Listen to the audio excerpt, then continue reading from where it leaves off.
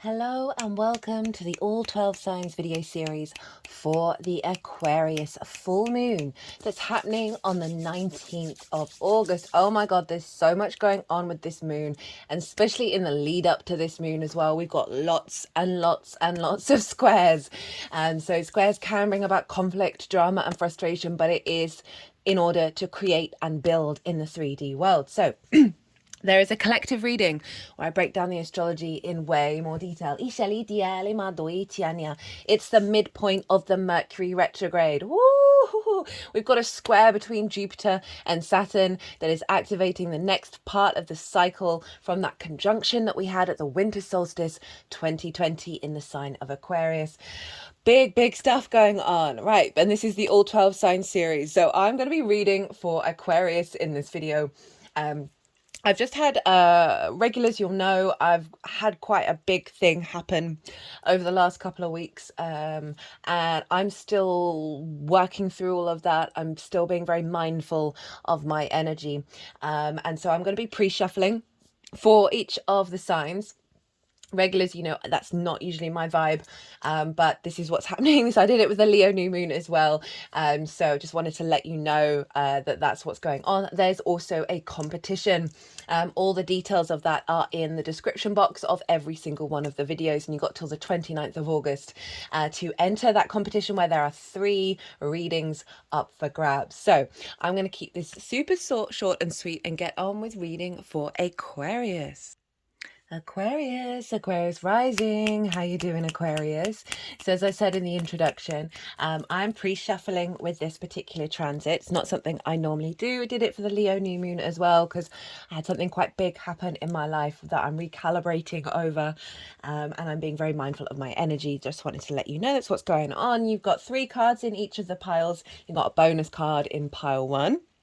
And I'm going to quickly break down the astrology for Aquarius rising. So I read for the rising sign. So for those of you who don't have Aquarius in the first house, go and look to see where it falls in your natal chart. Look to the house that it's in, the themes of that house, and you want to apply those themes to the messages that come through, because it will be as if that Aquarius energy has now energetically moved to the first house. So the astrology for the rising sign will still link in. You've just got to add on your own natal chart meaning on top of it. As always, take what resonates, leave what doesn't. You've got this big full moon happening in your sign, Aquarius. This moon is wild. There's a collective reading. There is so much going on that's linked into a much bigger cycle. We have a square between Saturn and Jupiter, nearly exact, not only by degree, but by minute. And this is from the winter solstice of 2020.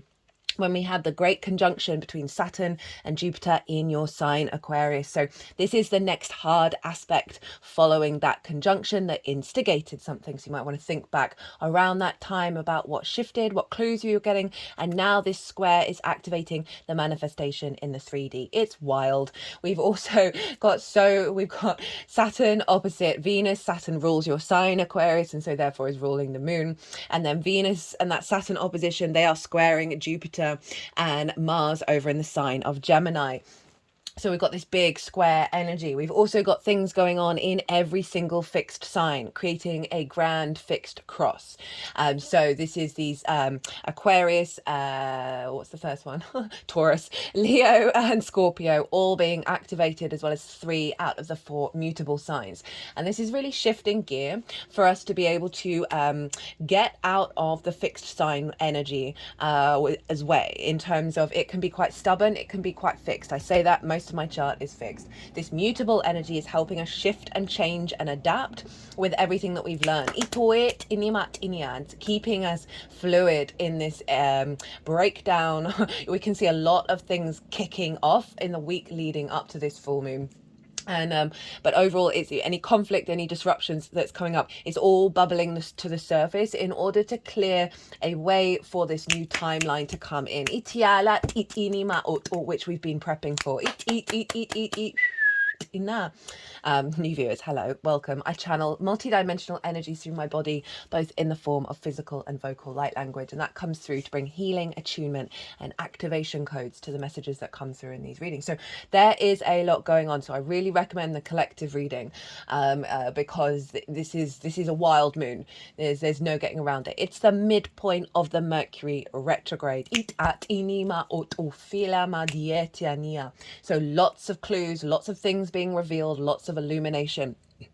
And this is happening in your first house, Aquarius rising, the house of self, how you embody yourself in your sun, how you embody your actions through your embodiment, right? My words are all getting tangled up. Either your sun or your moon is the one providing wisdom to your ascendant, who is your navigator. Depends if you've got a day or a night chart, which luminary is the one giving the wisdom of where you're headed.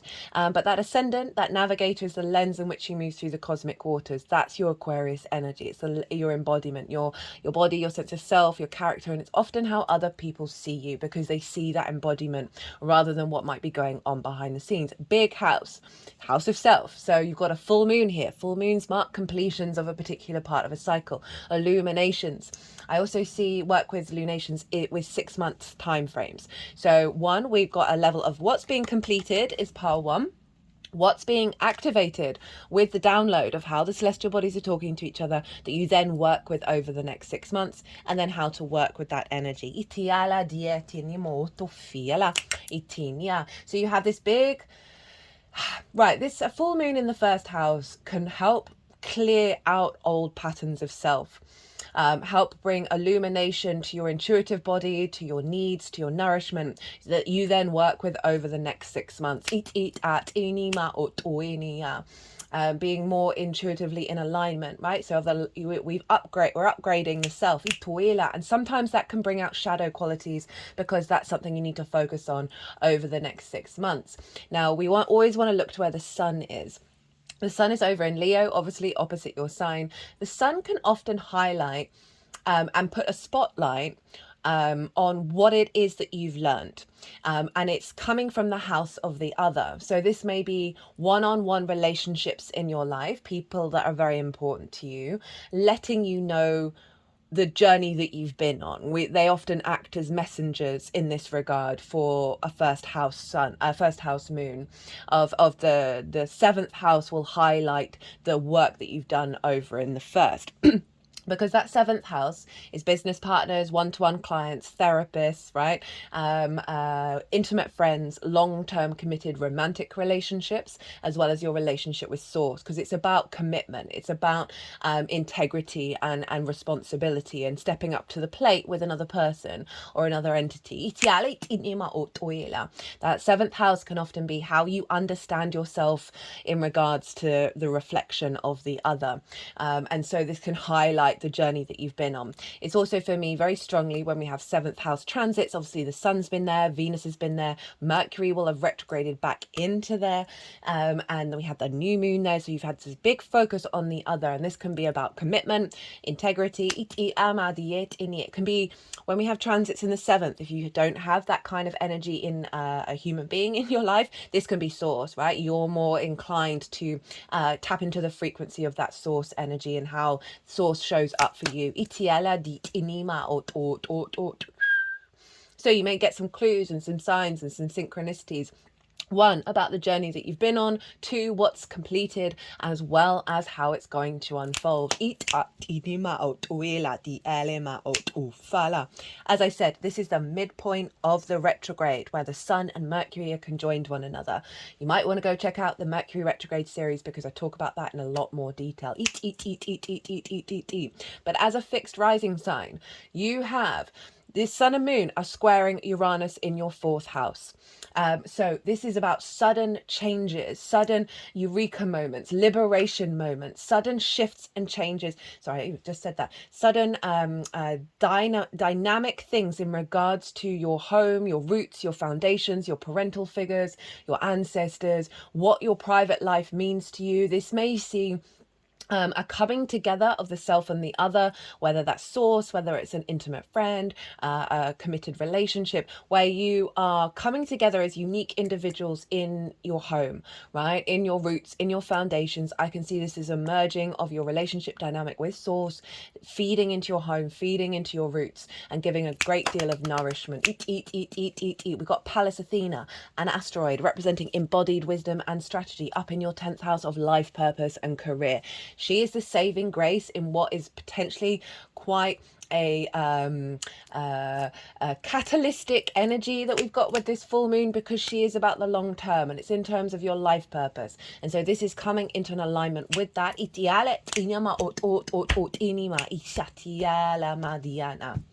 Woo!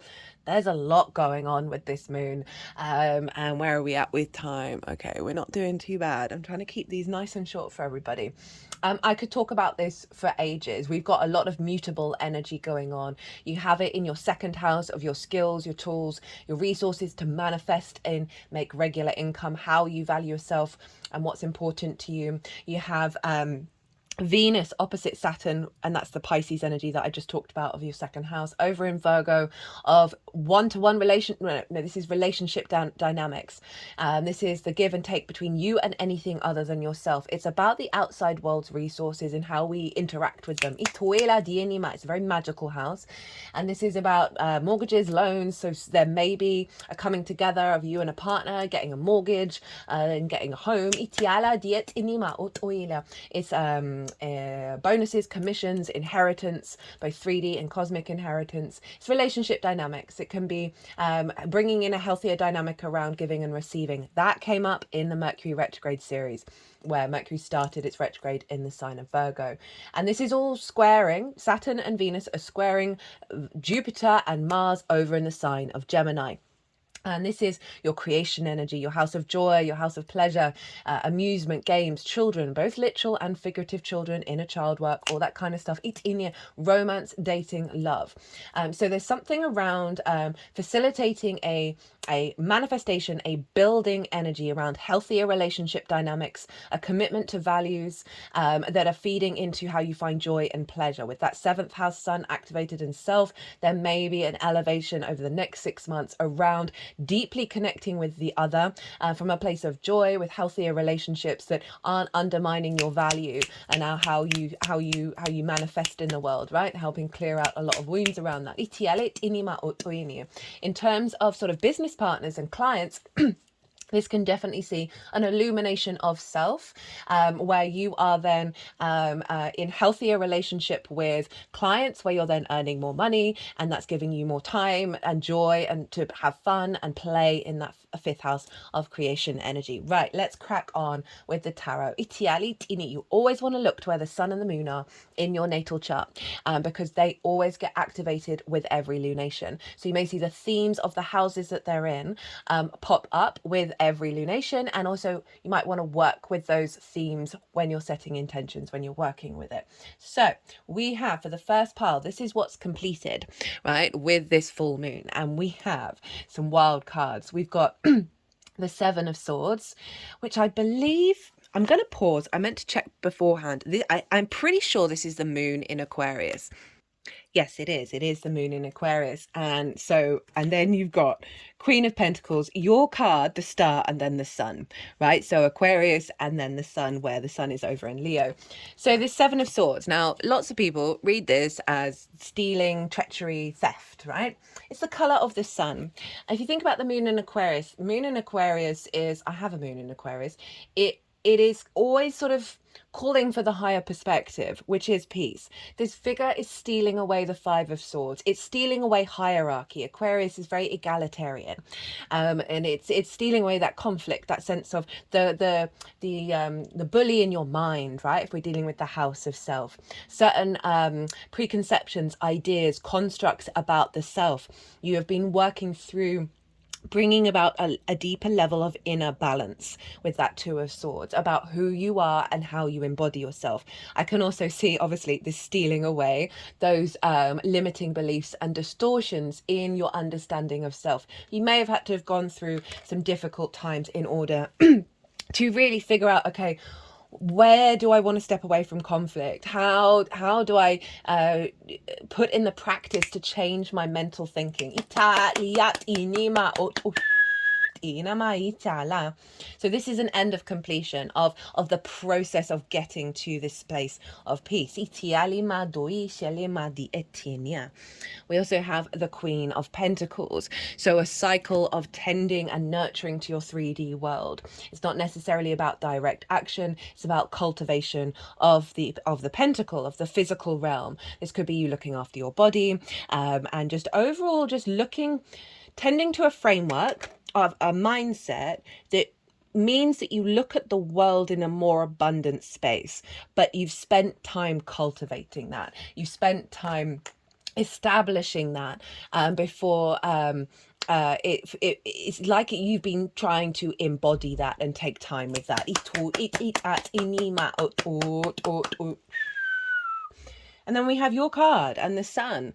So there's a real sense of this process of what's being completed with this full moon is an illumination of self. The star is about deep healing as well. So there's a process of nurturing your emotional body, your sense of self, how you understand yourself, how you take action. You've been really going through a deep cycle of healing in order to get back to your unique self. The star, she is unclothed, right? She is rid of masks. She is acknowledging that is such a radical process in order to get to yourself. And then we've got the galactic energy and the earth energy coming together. So it's also about hoping and dreaming. So there's a shift happened of through this process of release, of stepping into moving out of conflict with yourself, with your embodiment, that you've then been able to nurture this 3D experience, and in that process carry on the deep healing that is allowing you to get back to yourself and your unique self and being able to express that and knowing your own stardom. Because then we've got the sun. This is vision, clarity, freedom, animation. Oh, have we got the zoom in and out? Yeah. Oh, let me just, I thought I did that. There we go. It's just like a nanosecond of a millimeter. There's the inner child here, and you think of Jupiter being over in your 5th house of really releasing a lot of threads that have perhaps wrapped around that inner child to stop this energy being fully embodied. There's joy, there's freedom, there's illumination. And I really love that combination of cards of what's being completed is a cycle of you tapping into your own vision of self. Now we have what's being activated with this full moon. So I work with 6-month cycles. So this is the frequency and the intention of the moon for you to work with over the next 6 months. We have the 7 of Wands, the 8 of Swords, the Queen of Swords, and the Wheel of Fortune. So this feels like the next level beyond this. Because you're getting a lot of strength and a lot of love coming from the universe of saying, okay, you've done the work. You can see more clearly now, rather than being blindfolded. So 7 of Wands is this figure is in a position of power. They're in a position of strength. They're on the cliff top. They have the higher ground. And there's a level of determination here to stay in that position, to stay in that space of confidence of self. But there is this element of still in the back of the head of being a bit unsteady, of not knowing whether you are of value or not. And it's only because you've gone through this cycle that you're able to then sit with this and really integrate a sensation truly within yourself of how you love yourself and how you are of value that isn't coming from an ego space. So this is the intention of the moon, to really take you to that next level. We got it with the 8 of Swords. This is Jupiter in Gemini. And this is about understanding. I love it when this card shows up because it lets us, it it's the tarot going, you're in awareness of this, you know this, it's not that you're completely in the dark about it, of some ideas, some constructs that are limiting beliefs that have kept you small, have kept you in this sense of a cage in order to protect you. But now you've leveled up, you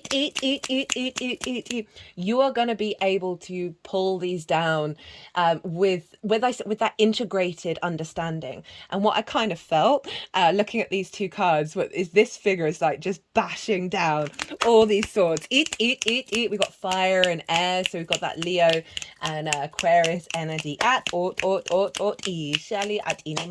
funny Mariana. I like that one. There's a sense of liberation coming through with these cards, of an awareness of the ridiculousness of what these represent. And I say that with all due respect. Yeah, because we got the Queen of Swords. So you've got two queens, and this is really highlighting a deep level of your capacity to nurture and nourish yourself. To be the Queen of Swords, I love the Queen of Swords. All the sword court cards have birds on them, and she has one above her crown chakra. So there's a real alignment here. This is your energy. This is what you're working with. This is to release. This is your energy, and this is the intention. This is where it's going. So this Queen of Swords, she's gone through some difficult times, right? These may be very valid reasons why this energy's been around in your life. But the Queen of Swords is like, no, we're open to receive new frameworks. We're connecting into our crown chakra, our clarity. You might want to do meditations with the crown chakra. You know, her head is now above the clouds. She has butterflies on her crown, representing the transformative energy of your mind, of your crown chakra. And again, cultivating, bringing nuance and depth to this new understanding of this perimeter of self that you are working with. And the Wheel of Fortune. This is Jupiter. Oh, you know, we've got a lot of two Jupiter cards. And this is Jupiter's in Gemini. Gemini is your fifth house of fun, amusement, games, play, creation energy, right? Joy, love, romance. So there's a real focus on your capacity to tap into that fate is changing, that the wheel is going up, right? These are all the fixed signs as well. So there's a sense of a shift here, a bigger fated cycle that's happening. It's not surprising with the astrology, but it's also that Jupiterian energy, the generosity of spirit, the expansion, the opportunities, the luck, the abundance, and in your fifth house of joy. So there's a real intention of this moon to facilitate that fifth house, that Jupiterian energy into your embodiment of self, right? And if we're looking at the fact that the sun is over in the 7th and we've got Jupiter in the 5th, of romantic relationship dynamics, right? Or for having more time with your friends, intimate friends, and having fun. It's all more about focusing on having fun in a way that is facilitating your expansion of self. So how to work with this energy. Now, when these cards came out, I was like, okay, what very different vibe to what's going on here. I'll just show you what was at the bottom of the deck as well. We've got the Lovers. So we've got the Gemini energy showing up a fair amount with this reading. I believe this is Mars in Gemini as well. So how to work and amplify this process. We have the Nine of Swords, the Tower, and Judgment. And that is quite a powerful dynamic. And very simply, it feels that be in awareness of when you're in the Nine of Swords, right? The Nine of Swords is like regret about the past and worry about the future, which means you are not in the present. And when you are in that present moment, you are filled with adrenaline and cortisol running through your body, sleepless nights, nightmares, fear, anxiety, all of that thing. And that our brain stops being able to process stuff when we are constantly in fight and flight mode, right? Our short-term memory goes, and we get so in a habitual loop. The brain needs a lot of energy, and cortisol and adrenaline are really easily accessible hormones that give it energy. And so it's not surprising that our minds fall into that space. I want you to be very mindful about these spaces. I want you to be in observation of why they are coming up.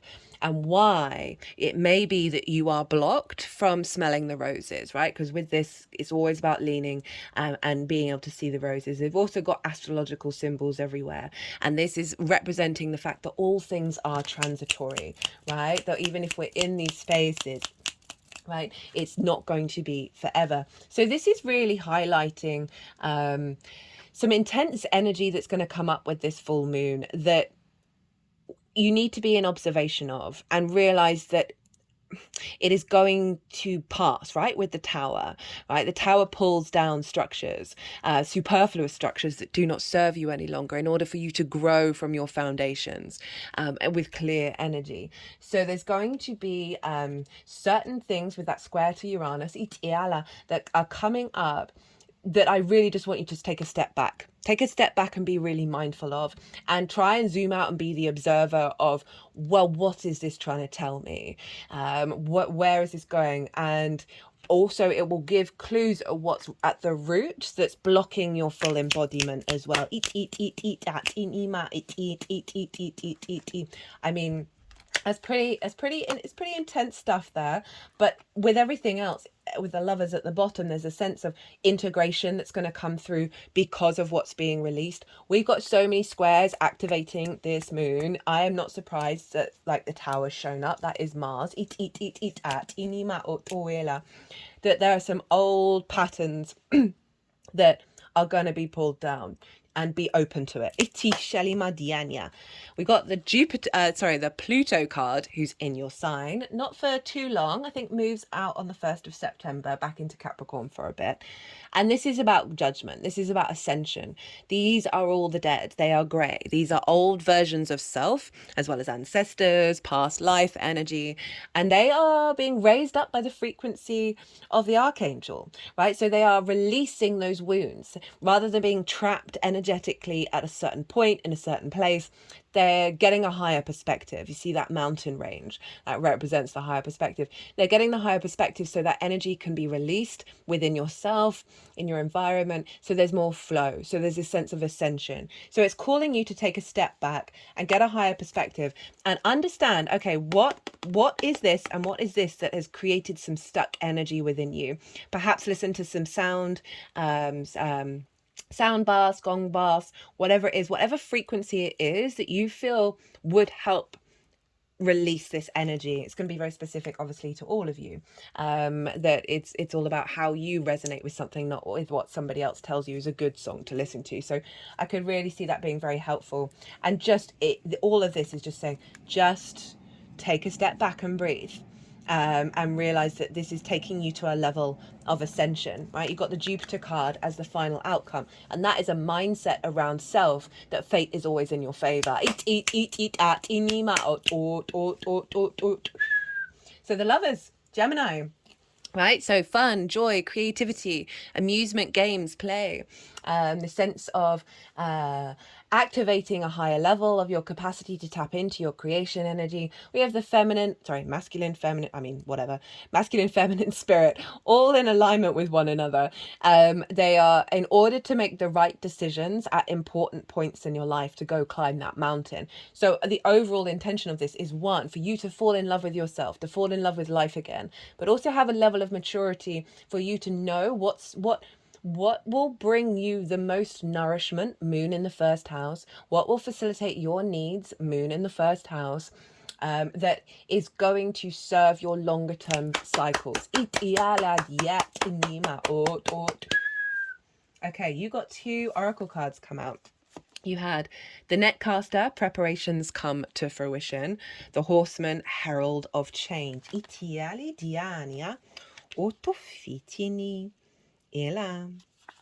Diani, get out of your head. A surprise, a result beyond expectations. The Netcaster arrives to tell you to stop praying for the fish. They have arrived.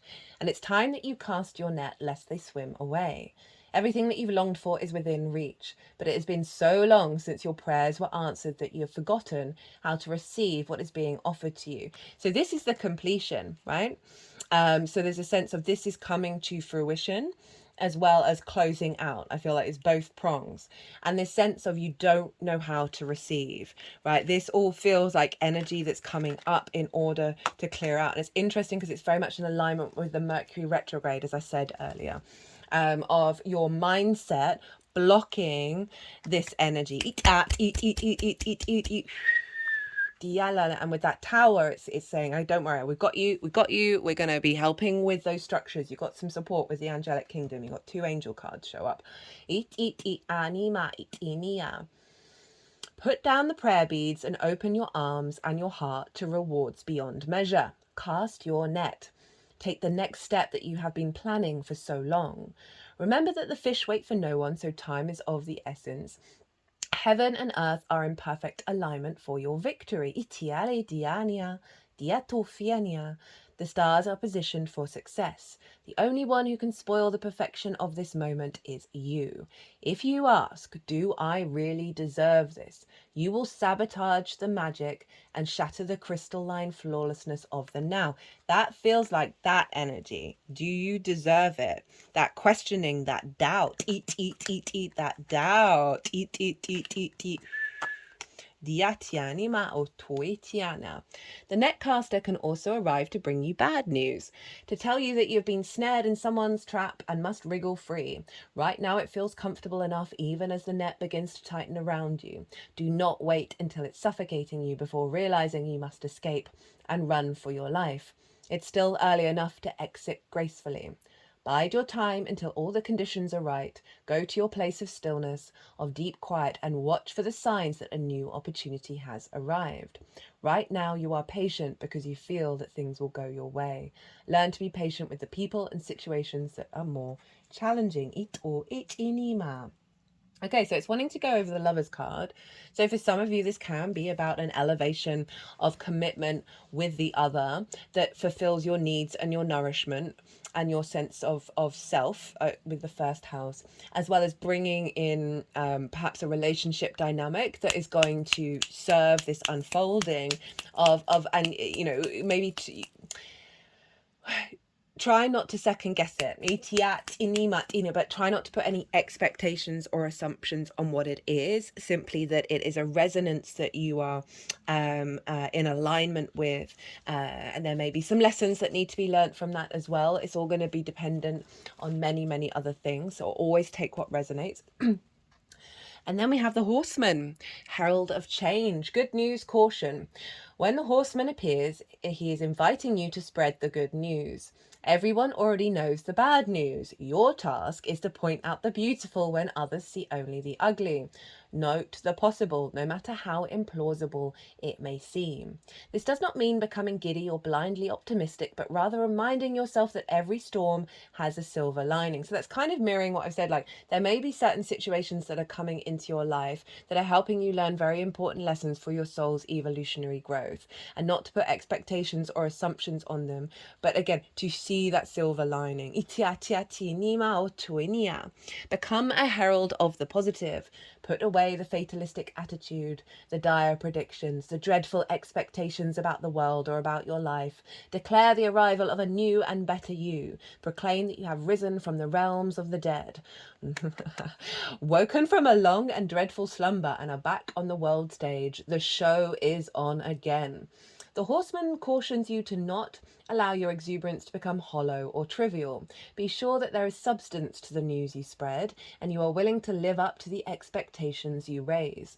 The world will welcome you with open arms as you share an uplifting message. Heed the Horseman when he shows up once, for he bears good news and is announcing a prosperous and peaceful time. When he shows up twice in the same reading, though, I mean, this hasn't happened, use extreme caution. If you heed his warnings, all will turn out well. It's all about perspective, really.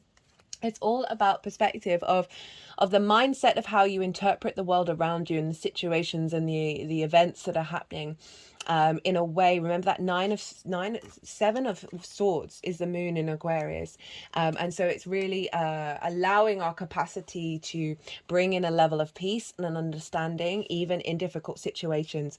Again, the silver linings, and I feel like they're going to release these old versions of self. Right, Aquarius, I'm going to leave it at that. Don't forget there's a collective reading. There is also a competition. All the details are in the description box, and the oracle card reading will come out after I've done the all 12 signs. So Aquarius, what a moon. I cannot recommend the collective reading enough because there's so much that I haven't brought up that's in that reading.